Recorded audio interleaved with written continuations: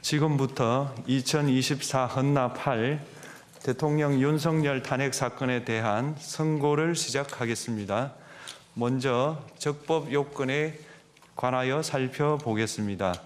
이 사건 계엄 선포가 사법심사의 대상이 되는지에 관하여 보겠습니다.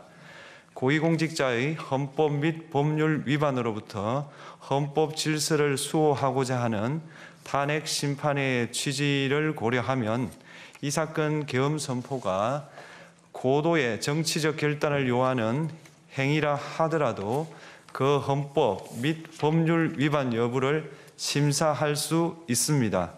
국회 법사의 조사 없이 이 사건 탄핵 소추안을 의결한 점에 대하여 보겠습니다. 헌법은 국회의 소추 절차를 입법에 맡기고 있고 국회법은 법사위 조사 여부를 국회의 재량으로 규정하고 있습니다. 따라서 법사위의 조사가 없었다고 하여 탄핵 소추 의결이 부적법하다고 볼 수 없습니다. 이 사건 탄핵 소추안의 의결이 일사부재의 원칙에 위반되는지 여부에 대해서 보겠습니다. 국회법은 부결된 안건을 같은 회기 중에 다시 발의할 수 없도록 규정하고 있습니다.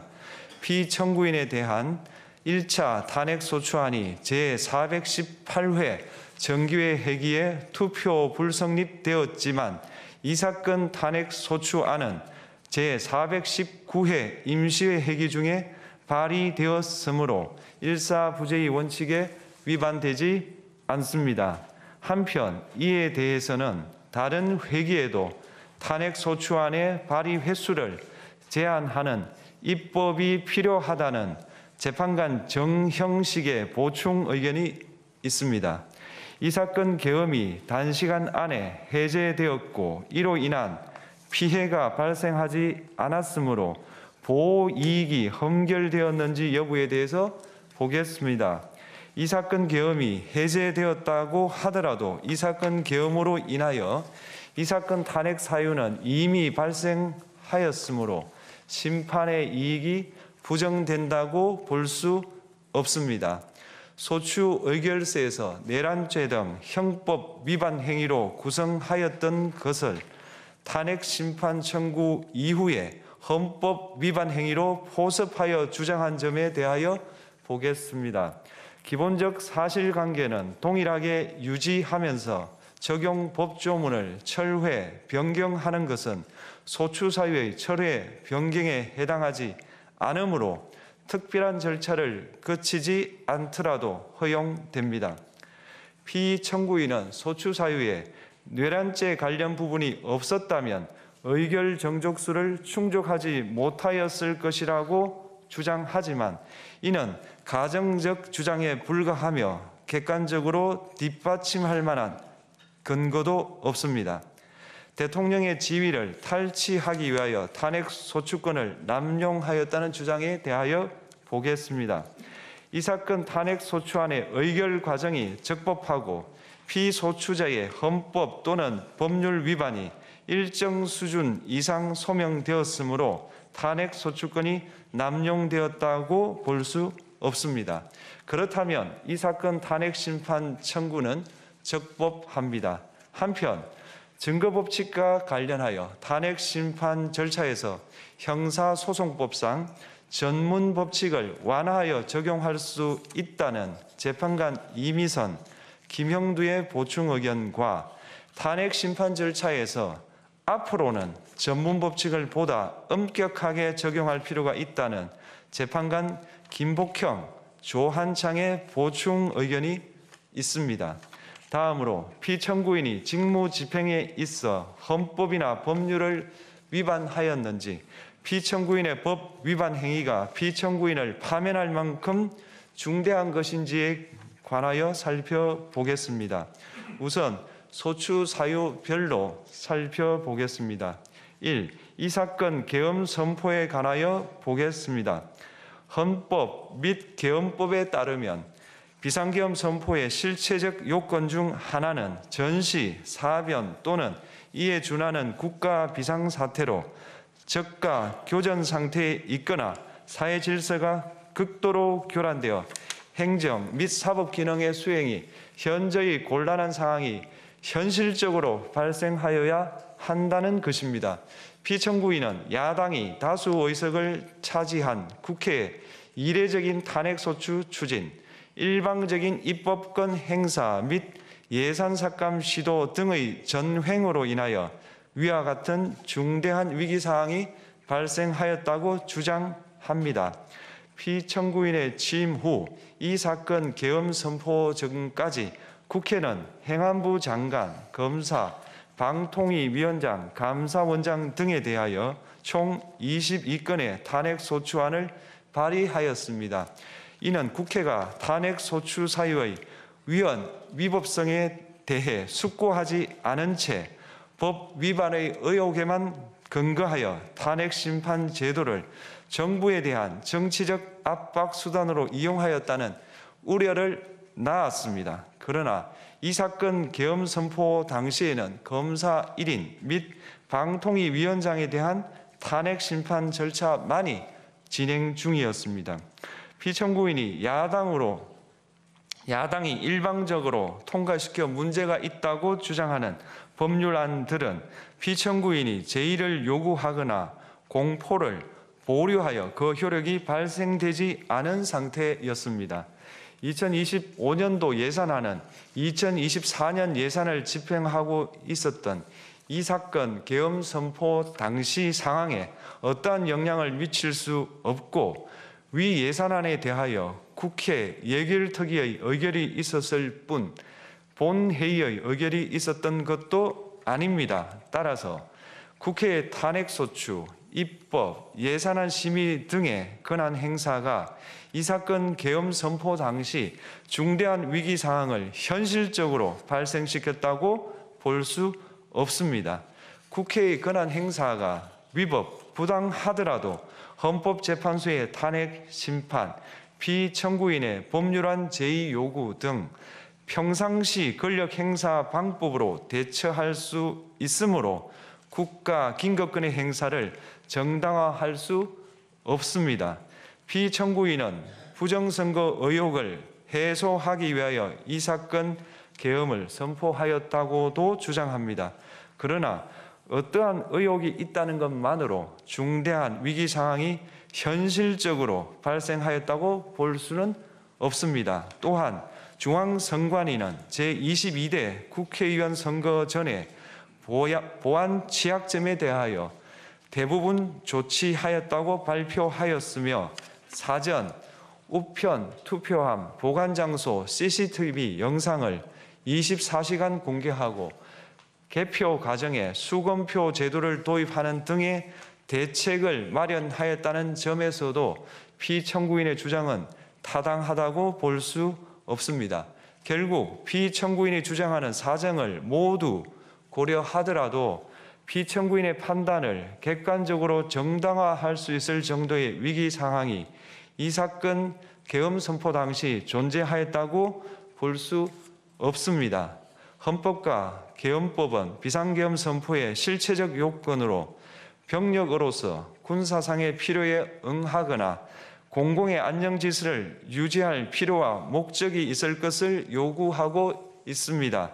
그런데 피청구인이 주장하는 국회의 권한 행사로 인한 국정마비 상태나 부정선거 의혹은 정치적, 제도적, 사법적 수단을 통하여 해결하여야 할 문제이지 병력을 동원하여 해결할 수 있는 것이 아닙니다.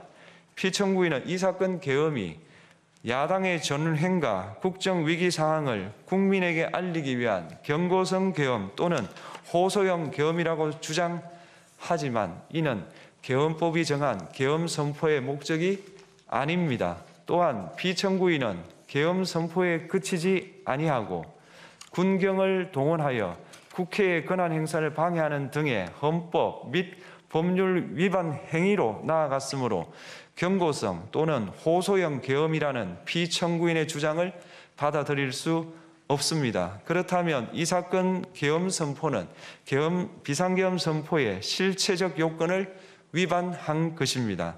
다음으로 이 사건 계엄 선포가 절차적 요건을 준수하였는지에 관하여 보겠습니다. 계엄 선포 및 계엄 사령관 임명은 국무회의의 심의를 거쳐야 합니다. 피청구인이 이 사건 계엄을 선포하기 직전에 국무총리 및 9명의 국무위원에게 계엄 선포의 취지를 간략히 설명한 사실은 인정됩니다. 그러나 피청구인은 계엄사령관 등 이 사건 계엄의 구체적인 내용을 설명하지 않았고 다른 구성원들에게 의견을 진술할 기회를 부여하지 않은 점을 고려하면 이 사건 계엄 선포에 관한 심의가 이루어졌다고 보기도 어렵습니다. 그 외에도 피청구인은 국무총리와 관계 국무위원이 비상계엄 선포문에 부서하지 않았음에도 이 사건 계엄을 선포하였고 그 시행 일시, 시행 지역 및 계엄사령관을 공고하지 않았으며 지체 없이 국회에 통고하지도 않았으므로 헌법 및 계엄법이 정한 비상계엄 선포의 절차적 요건을 위반하였습니다. 2. 국회에 대한 군경 투입에 관하여 보겠습니다. 피청구인은 국방부 장관에게 국회에 군대를 투입할 것을 지시하였습니다. 이에 군인들은 헬기 등을 이용하여 국회 경내로 진입하였고 일부는 유리창을 깨고 본관 내부로 들어가기도 하였습니다. 피청구인은 육군 특수전 사령관 등에게 의결 정족수가 채워지지 않은 것 같으니 문을 부수고 들어가서 안에 있는 인원들을 끄집어내라는 등의 지시를 하였습니다. 또한 피청구인은 경찰청장에게 계엄사령관을 통하여 이 사건 포고령의 내용을 알려주고 직접 6차례 전화를 하기도 하였습니다. 이에 경찰청장은 국회 출입을 전면 차단하도록 하였습니다. 이는 이로 인하여 국회로 모이고 있던 국회의원들 중 일부는 담장을 넘어가야 했거나 아예 들어가지 못하였습니다. 한편 국방부 장관은 필요시 체포할 목적으로 국군 방첩사령관에게 국회의장, 각 정당 대표 등 14명의 위치를 확인하라고 지시하였습니다. 피청구인은 국가정보원 1차장에게 전화하여 국군 방첩사령부를 지원하라고 하였고 국군 방첩사령관은 국가정보원 1차장에게 위 사람들에 대한 위치 확인을 요청하였습니다. 이와 같이 피청구인은 군경을 투입하여 국회의원의 국회 출입을 통제하는 한편 이들을 끌어내라고 지시함으로써 국회의 권한 행사를 방해하였으므로 국회에 계엄 해제 요구권을 부여한 헌법 조항을 위반하였고 국회의원의 심의 표결권, 불체포 특권을 침해하였습니다. 또한 각 정당의 대표 등에 대한 위치 확인 시도에 관여함으로써 정당 활동의 자유를 침해하였습니다. 피청구인은 국회의 권한 행사를 막는 등 정치적 목적으로 병력을 투입함으로써 국가 안전보장과 국토방위를 사명으로 하여 나라를 위해 봉사하여 온 군인들이 일반 시민들과 대치하도록 만들었습니다. 이에 피청구인은 국군의 정치적 중립성을 침해하고 헌법에 따른 국군 통수 의무를 위반하였습니다. 3. 이 사건 포고령 발령에 관하여 보겠습니다. 피청구인은 이 사건 포고령을 통하여 국회, 지방의회, 정당의 활동을 금지함으로써 국회에 계엄 해제 요구권을 부여한 헌법조항, 정당 제도를 규정한 헌법조항, 대의민주주의 권력 분리 원칙을 위반하였습니다. 비상계엄 하에서 기본권을 제한하기 위한 요건을 정한 헌법 및 계엄법 조항, 영장주의를 위반하여 국민의 정치적 기본권, 단체 행동권, 직업의 자유를 침해하였습니다. 4. 중앙선관위에 대한 압수수색에 관하여 보겠습니다. 피청구인은 국방부 장관에게 병력을 동원하여 선관위의 전산 시스템을 점검하라고 지시하였습니다. 이에 따라 중앙선관위 청사에 투입된 병력은 출입 통제를 하면서 당직자들의 휴대전화를 압수하고 전산 시스템을 촬영하였습니다. 이는 선관위에 대하여 영장 없이 압수수색을 하도록 하여 영장주의를 위반한 것이자 선관위의 독립성을 침해한 것입니다. 5. 법조인에 대한 위치 확인 시도에 관하여 보겠습니다. 앞서 말씀드린 바와 같이 피청구인은 필요시 체포할 목적으로 행해진 위치 확인 시도에 관여하였는데 그 대상에는 퇴임한 지 얼마 되지 않은 전 대법원장 및 전 대법관도 포함되어 있었습니다. 이는 현직 법관들로 하여금 언제든지 행정부에 의한 체포 대상이 될 수 있다는 압력을 받게 함으로 사법권의 독립을 침해한 것입니다. 지금까지 살펴본 피청구인의 법 위반 행위가 피청구인을 파면할 만큼 중대한 것인지 관하여 보겠습니다. 피청구인은 국회와의 대립사항을 타개할 목적으로 이 사건 계엄을 선포한 후 군경을 투입시켜 국회의 헌법상 권한 행사를 방해함으로써 국민 주권주의 및 민주주의를 부정하고 병력을 투입시켜 중앙선관위를 압수수색하도록 하는 등 헌법이 정한 통치구조를 무시하였으며 이 사건 포고령을 발령함으로써 국민의 기본권을 광범위하게 침해하였습니다. 이러한 행위는 법치국가 원리와 민주국가 원리의 기본 원칙들을 위반한 것으로 그 자체로 헌법 질서를 침해하고 민주공화정의 안정성에 심각한 위해를 끼쳤습니다. 한편 국회가 신속하게 비상계엄 해제 요구를 결의할 수 있었던 것은 시민들의 저항과 군경의 소극적인 임무 수행 덕분이었으므로 이는 피청구인의 법 위반에 대한 중대성 판단에 영향을 미치지 않습니다. 대통령의 권한은 어디까지나 헌법에 의하여 부여받은 것입니다. 피청구인은 가장 신중히 행사되어야 할 권한인 국가 긴급권을 헌법에서 정한 한계를 벗어나 행사하여 대통령으로서의 권한 행사에 대한 불신을 초래하였습니다.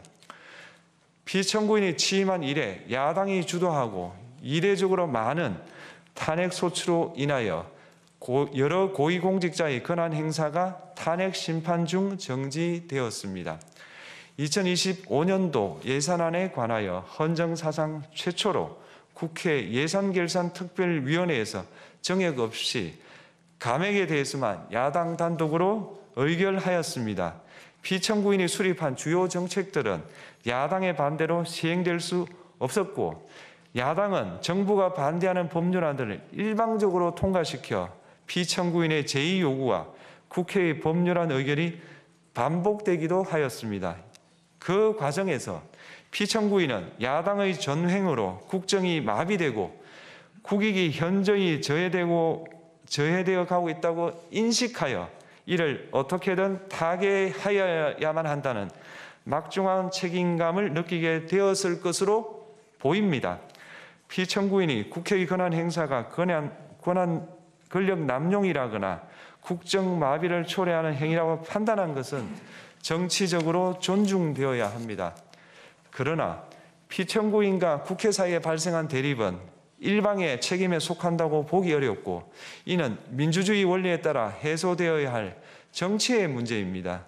이에 관한 정치적 견해의 표명이나 공적 의사결정은 헌법상 보장되는 민주주의와 조화될 수 있는 범위에서 이루어져야 합니다. 국회는 소수 의견을 존중하고 정부와의 관계에서 관용 그리고 자제를 전제로 대화와 타협을 통하여 결론을 도출하도록 노력하였어야 합니다.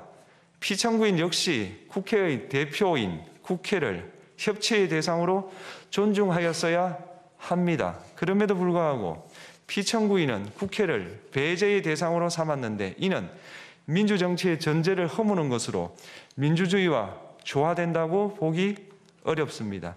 피청구인은 국회의 권한 행사가 다수의 횡포라고 판단했다 하더라도 헌법이 예정한 자구책을 통해 견제와 균형이 실현될 수 있도록 하였어야 합니다.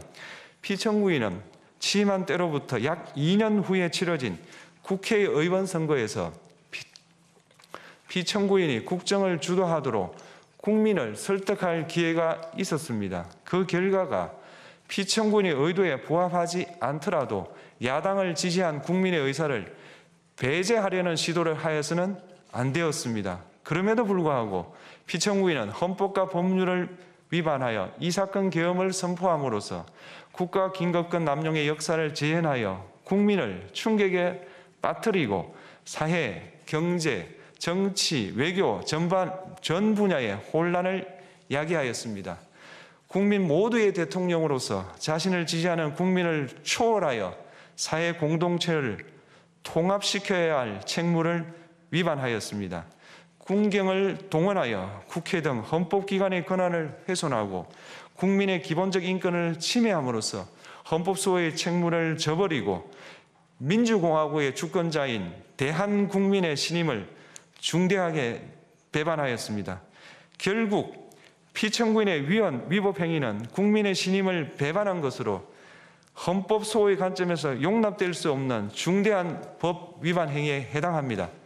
피청구인의 법 위반 행위가 헌법 질서에 미친 부정적 영향과 파급 효과가 중대하므로 피청구인을 파면함으로써 얻는 헌법소의 이익이 대통령 파면에 따르는 국가적 손실을 압도할 정도로 크다고 인정됩니다. 이에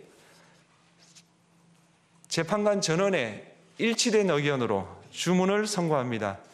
탄핵 사건이므로 선고 시각을 확인하겠습니다. 지금 시각은 오전 11시 22분입니다. 주문, 피청구인 대통령 윤석열을 파면한다. 마치겠습니다.